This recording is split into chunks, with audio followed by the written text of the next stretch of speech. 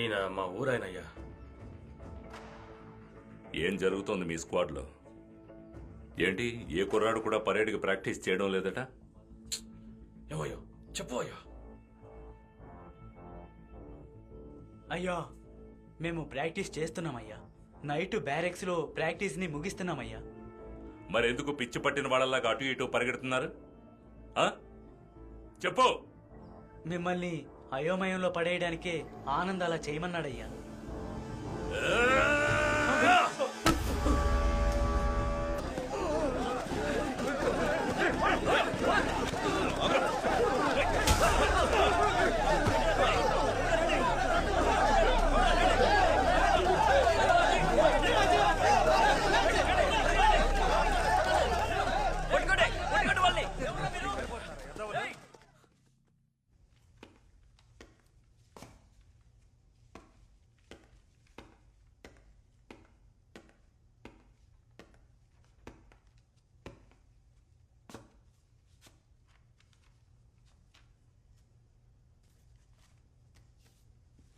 అయ్యా లేవదు.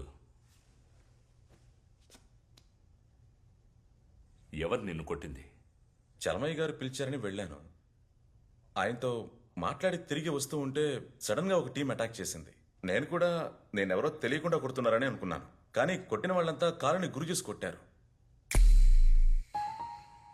అప్పుడే తెలిసింది కొట్టమని చెప్పింది ఈశ్వరమూర్తి అని. ఇప్పుడే కమాండెంట్ అడిగి వెళ్ళారు. కొట్టింది ఎవరో చెప్పు, ఇమీడియట్ గా యాక్షన్ తీసుకుంటానన్నారు. నేను చెప్పలేదయ్యా.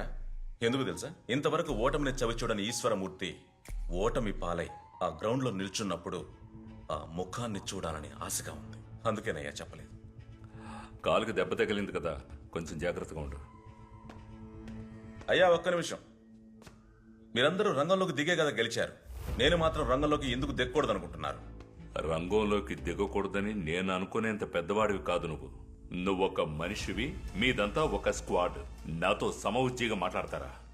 నాకు నువ్వు పోటీ అని చెప్పుకుంటున్నారు. అది నాకు చాలా అవమానంగా ఉంది.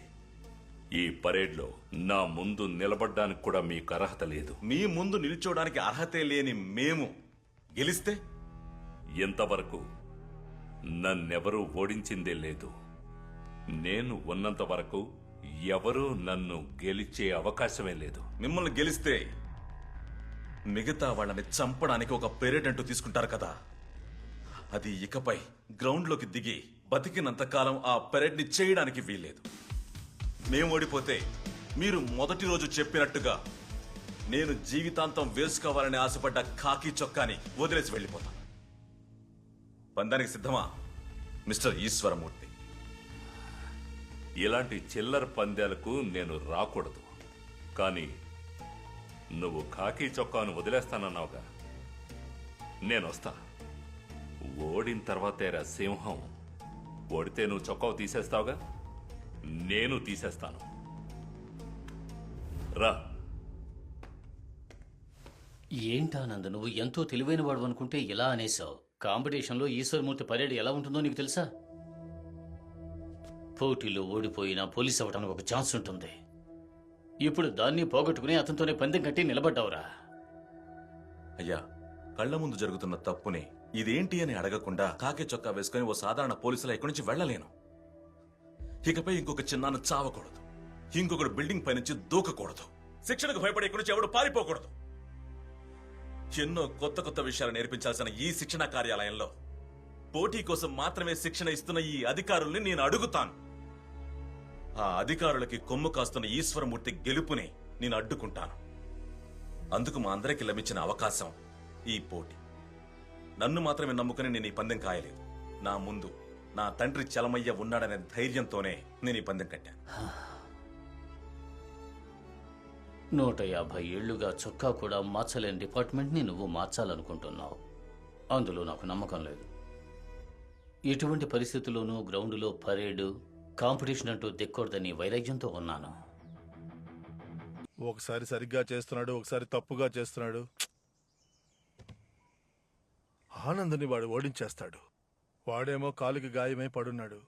ఎప్పట్లాగానే ఈశ్వరమూర్తినే గెలవని మీరు వాడితో చెప్పండి అన్నా.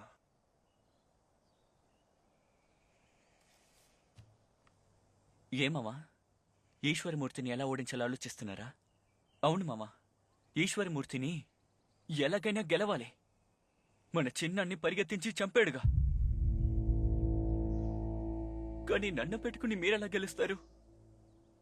నేను ఆ రోజే వెళ్తానన్నాను. ఆనందేరా ఉండమని చెప్పాడు. ఈ రోజు నా వల్లే వాడు ఓడిపోతున్నాడు.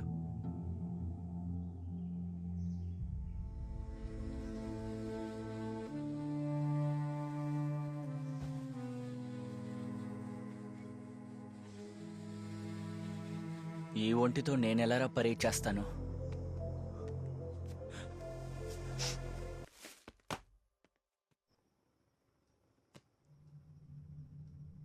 నువ్వు ముత్తుపాండిని కొట్టిన దాన్ని బట్టి నిన్ను మేము నీ జీవితాంతం ఈ యూనిఫామ్ వేయనకుండా చేయగలం. కానీ ముత్తుపాండు వద్దంటున్నాడయ్యా. ఆయన ఇచ్చిన కంప్లైంట్ ఆయనే వాపస్ తీసుకుంటానంటున్నాడు. వదిలేండి అయ్యా, అది పాత విషయం. నేను ఎప్పుడో మర్చిపోయాను. చలమయ్య నా మిత్రుడు. మేమిద్దరం ఒకే బ్యాచ్.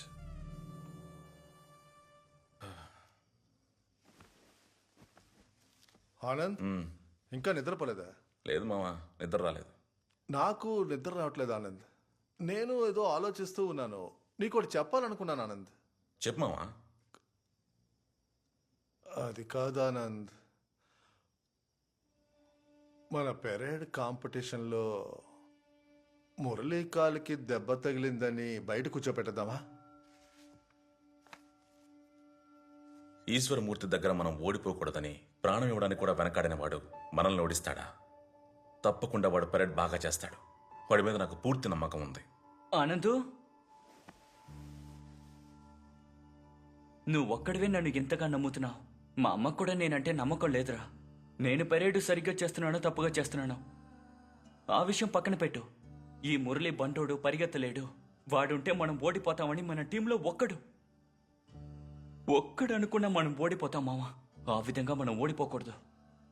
నేను చిన్నప్పటి నుంచి సరిగ్గా ఏం పని చేయలేదురా. నేనే అంటున్నాను కదా, నేను ఉంటే మన టీం గెలవలేదురా. కావాలంటే నీ కాలు పట్టుకుంటాను. పరేడ్లో నేను దయచేసి బయట ఉంచరా మావా. నువ్వు ఈశ్వరమూర్తిని ఓడించి ఆ కాకి చొక్కాని నువ్వు వేసుకుంటే నేను వేసుకుంటానురా. నువ్వు తీసేస్తే నేను కూడా తీసేస్తాను మావా. తీసుకో చలమయ్యా. వద్దయ్యా, కాల్చవయ్యా. వద్దయ్యా, నేను చెప్పేది విను. కాల్చవయ్యా, పర్వాలేదు. అది కాదు, ఎంతైనా నా పై అధికారివి. నీ ఎదురుగా నేను సిగరెట్ తాగడం మర్యాద కాదు. చలమయ్య, నేను ఏసీతో మాట్లాడాను. సరే, కమాండెంట్తో మాట్లాడి ఈ పిఆర్ఎస్ అవ్వగానే నీ పిఆర్ క్యాన్సిల్ చేసి నేను ఏసీగా చేస్తాను. చాలా థ్యాంక్స్ అయ్యా.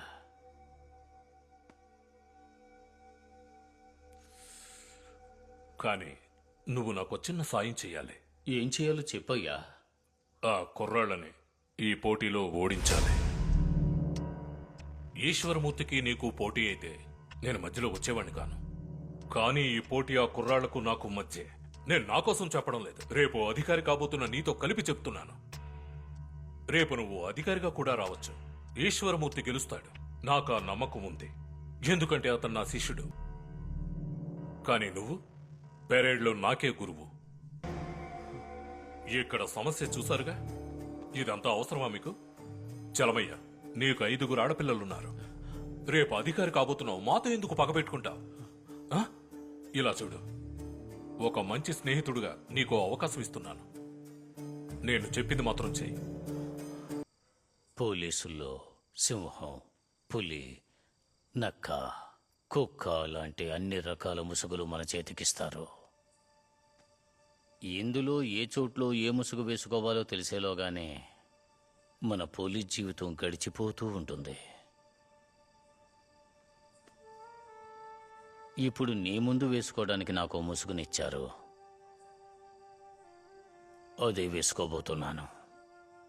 కానీ నా కులదైవం ఆ శివయ్యను ఒకటే అడుగుతున్నాను. అయ్యా, ఎన్ని జన్మలెత్తినా సరే దయచేసి ఈ కాకి చొక్కాని మాత్రం నాకు ఇవ్వకయ్యా అని.